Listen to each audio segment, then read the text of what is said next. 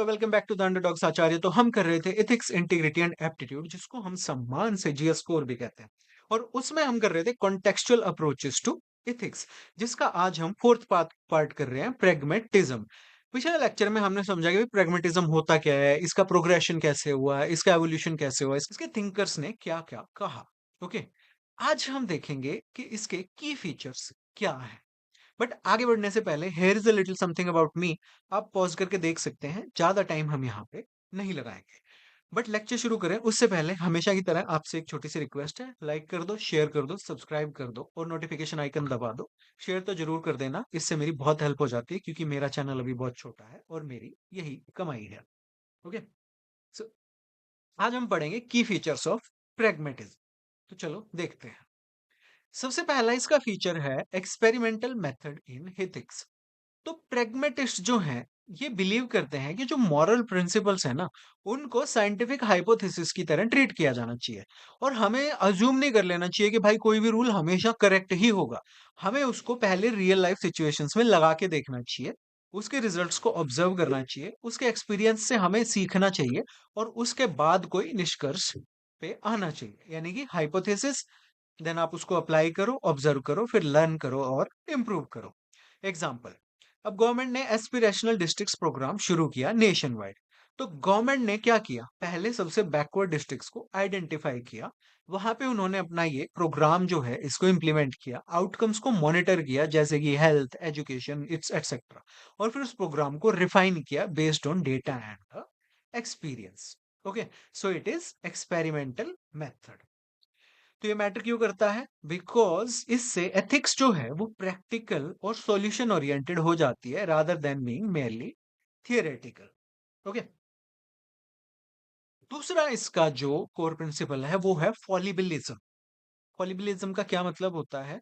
तो फॉलिबिलिज्म जो है वो एक फिलोसॉफिकल प्रिंसिपल है, जिसका मतलब होता है कि कोई भी ह्यूमन नॉलेज या मॉरल जजमेंट ऐसी नहीं है जिसको आप कह सको कि ये एब्सोल्युटली सर्टेन है, ये परम सत्य है, ये अटल सत्य है। ऐसा कुछ नहीं होता। इवन हमारे जो स्ट्रॉन्गेस्ट बिलीफ्स है ना, जो हमारी स्ट्रॉन्गेस्ट साइंटिफिक थियरीज भी हैं, हमारे एथिकल प्रिंसिपल्स भी हैं, वो भी गलत प्रूव हो सकते हैं। हो सकता है कुछ ऐसा नया एविडेंस आ जाए, कुछ बेटर रीजनिंग अवेलेबल हो, कुछ बेटर रिसर्च मेथोडोलॉजी अवेलेबल हो, जिससे कि ये हमारे बिलीव्स, थियरीज, प्रिंसिपल्स ये गलत प्रूव हो जाए। इसलिए जितने भी आइडियाज हैं उनको आप ओपन टू क्वेश्चनिंग रखो, कि आप उन पे सवाल उठाओ, उनको टेस्ट करो और उनको रिवाइज करते रहो। तो चार्ल्स सैंडर्स पियर्स जो थे, उन्होंने फॉलिबिलिज्म का जो प्रिंसिपल था, आइडिया था, उसको इंट्रोड्यूस किया और उन्होंने आर्ग्यू किया कि ह्यूमन इंक्वायरी जो है ना, जो हम क्वेश्चन पूछते हैं, that is never complete. So question पूछते रहो, उसको इवेल्युएट करते रहो। बाद में जो कार्ल पॉपर थे, उन्होंने सिमिलर आइडिया जो है वो फिलोसफी ऑफ साइंस में एक्सटेंड किया। उन्होंने कहा कि साइंटिफिक थियरीज भी जो है वो भी हमेशा फॉल्सिफिकेशन और इम्प्रूवमेंट के लिए ओपन रहनी चाहिए। यानी कि डाउट करो, क्वेश्चन करो।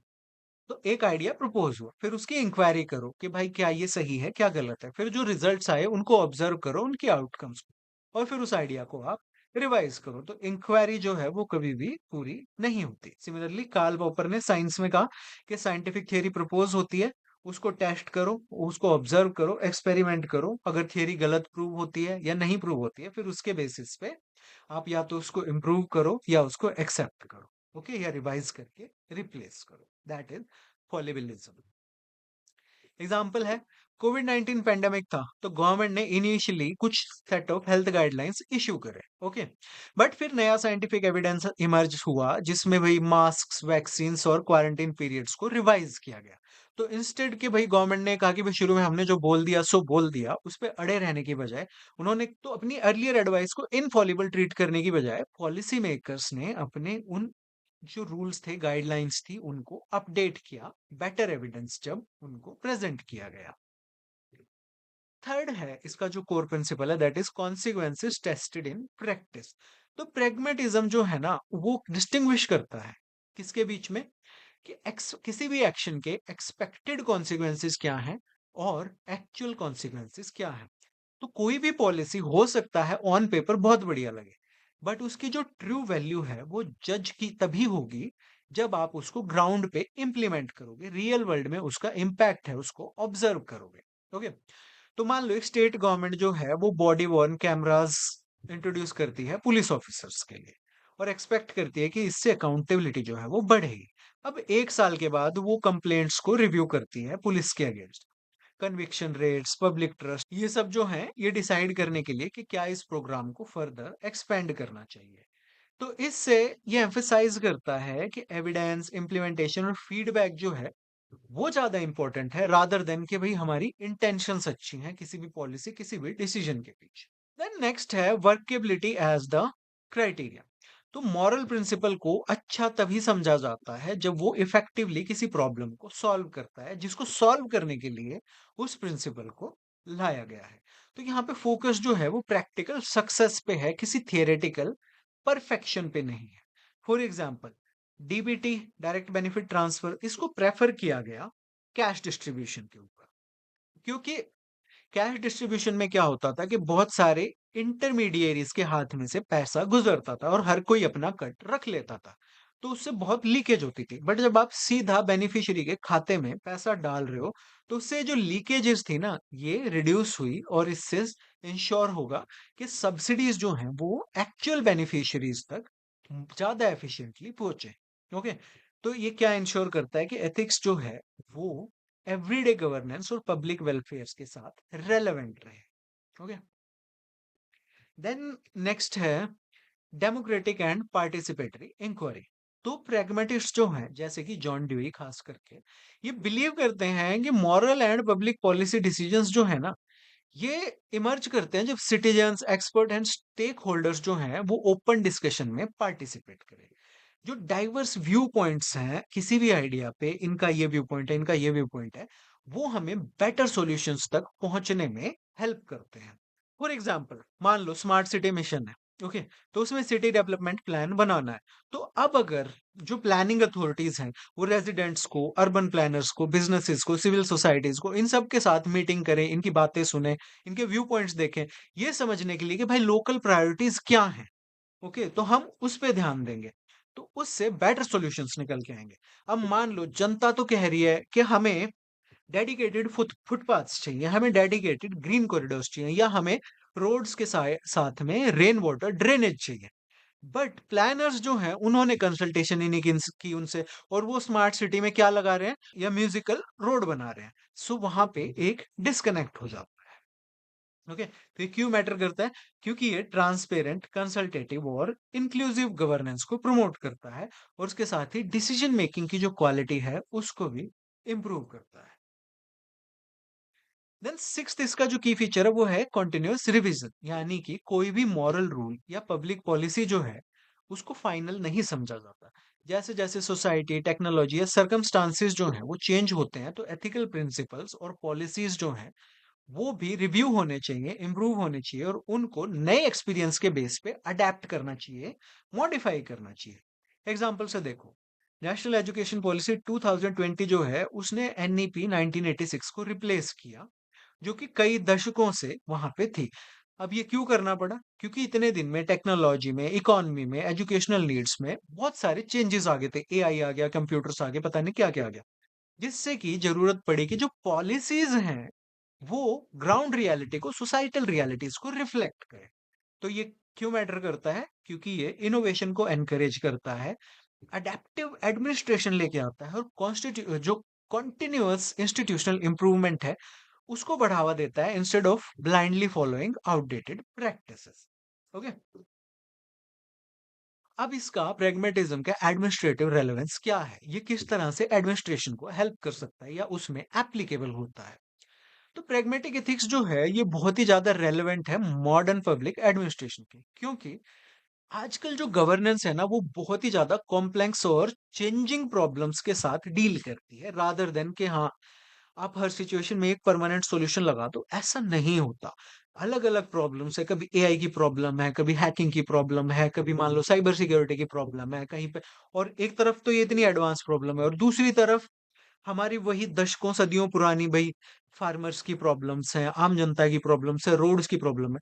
तो एक बहुत ही वाइड स्पेक्ट्रम है प्रॉब्लम्स का, बहुत ही डाइवर्स प्रॉब्लम्स है, तो उसके लिए जो एडमिनिस्ट्रेशन जो है, उसके पास भी बहुत फ्लेक्सिबिलिटी होनी चाहिए।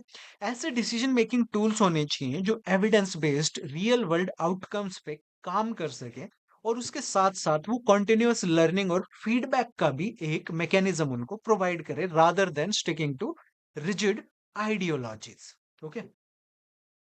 अब ये एडमिनिस्ट्रेटिवली रेलेवेंट है क्योंकि again evidence based policy making को ये सपोर्ट करता है। पॉलिसीज जो है उनको डिजाइन किया जाता है, इवैल्यूएट किया जाता है using data rather than assumptions कि भाई हाँ सही लग रही है ये पॉलिसी, भाई बढ़िया लग रही है, उस देश में थी तो यहाँ पे भी लगा दो।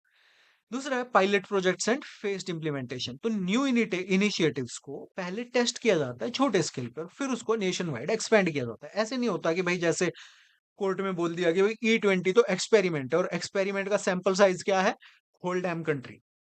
ऐसे नहीं होता है इसमें, प्रैग्मेटिज्म में। तीसरा है learning from failure and mid course correction. तो पॉलिसीज अगर दिख रहा है कि नहीं काम कर रही है तो उनको मॉडिफाई किया जाता है जब नया एविडेंस सामने आता है कि भाई इन पॉलिसीज में ये प्रॉब्लम है। इको का इश्यू बना के उसके साथ चिपक के नहीं बैठा जाता है प्रैग्मेटिज्म में। चौथा है इटरेटिव गवर्नेंस। तो गवर्नेंस इसमें जो है वो एक कॉन्टिन्यूअस प्रोसेस बन जाता है, प्लानिंग का, इम्प्लीमेंटेशन का, इवैल्यूएटिंग का और इम्प्रूविंग का, rather than one time exercise के एक बार कर दिया ठीक है। Result driven administration. ओके। तो इसमें क्या है कि सक्सेस जो है किसी भी पॉलिसी की, उसको कैसे जज करते हैं कि क्या उसने एक्चुअल में सिटीजन्स की लाइफ्स को इम्प्रूव किया, नॉट कि भाई वो क्या किसी पर्टिकुलर आइडियोलॉजी को फॉलो करके वो पॉलिसी बनाई गई है कि हाँ सोशलिज्म को फॉलो करके बना दी, कम्युनिज्म को फॉलो करके बना दी, कैपिटलिज्म को फॉलो करके बना दी।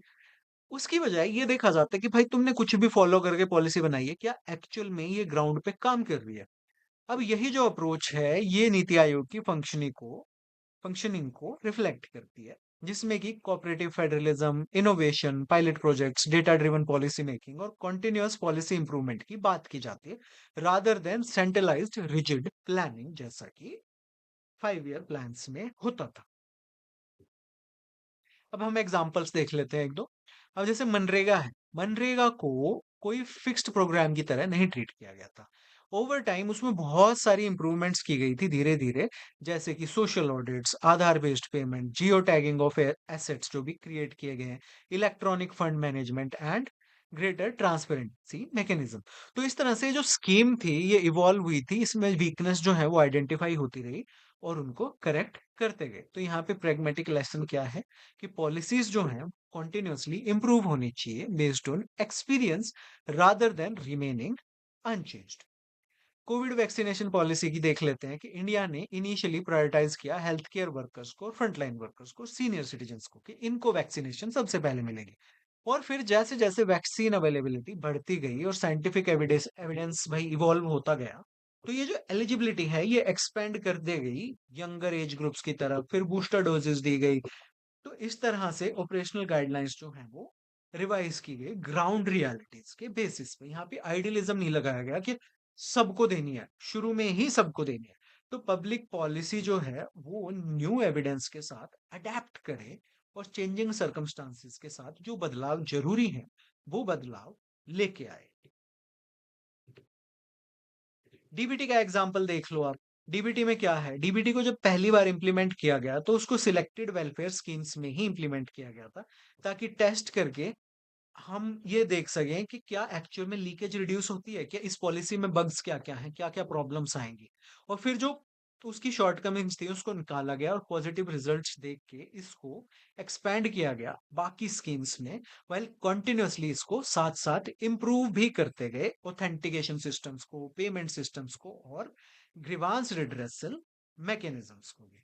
तो अगेन स्मॉल स्केल पे टेस्ट करो उसको, स्मॉल स्केल पे फिर उसके आउटकम्स को इवेल्युएट करो और फिर उसके इसका जो सक्सेसफुल मॉडल है उसको एक्सपैंड करो लार्ज स्केल पे। स्वच्छ भारत मिशन को अगर आप देखें तो अलग अलग स्टेट्स ने और डिस्ट्रिक्ट्स ने इसको डिफरेंट अप्रोचेस में अडॉप्ट किया। ओके। जिसमें कि बिहेवियर चेंज कैंपेन्स थे, कम्युनिटी पार्टिसिपेशन था, इंसेंटिव स्कीम्स थी और लोकल इनोवेशन भी यहाँ पे यूज की गई। सक्सेसफुल प्रैक्टिसेस को आइडेंटिफाई किया गया कि भाई इंदौर में कुछ अच्छा हो रहा है, जयपुर में कुछ अच्छा हो रहा है, ठीक है, गुड़गांव में कुछ बुरा हो रहा है। इन चीजों को आइडेंटिफाई किया गया और इनमें से जो सक्सेसफुल जो आपकी अप्रोचेस थी उनको रेप्लिकेट किया गया बाकी रीजन्स में instead of imposing a single uniform model, जो कि आज तक गुड़गांव में नहीं पहुंचा है, सही बताऊं तो एनकरेज एक्सपेरिमेंटेशन, इसमें प्रेगमेटिक लेसन है कि एक्सपेरिमेंटेशन को आप एनकरेज करो। सक्सेसफुल लोकल इनोवेशन से आप सीखो और फिर उसको स्केल अप करके लार्ज स्केल पे अप्लाई करो। तो लेक्चर का पीडीएफ डाउनलोड करने के लिए आप मेरे टेलीग्राम चैनल पे जा सकते हैं। और टेलीग्राम अगर गवर्नमेंट बंद कर दे तो ये मेरा व्हाट्सएप का चैनल है। अगर आपका कोई क्वेश्चन है तो आप मुझे इंस्टाग्राम पे फॉलो करके डीएम करके मुझसे पूछ सकते हैं। So you are watching the underdogs Acharya, my name is Rao Anoop Singh. Like कर दो, शेयर कर दो, सब्सक्राइब कर दो और नोटिफिकेशन आइकन दबा दो। ये है आज का motivation. Stay focused. Thank you for watching. Have a great day.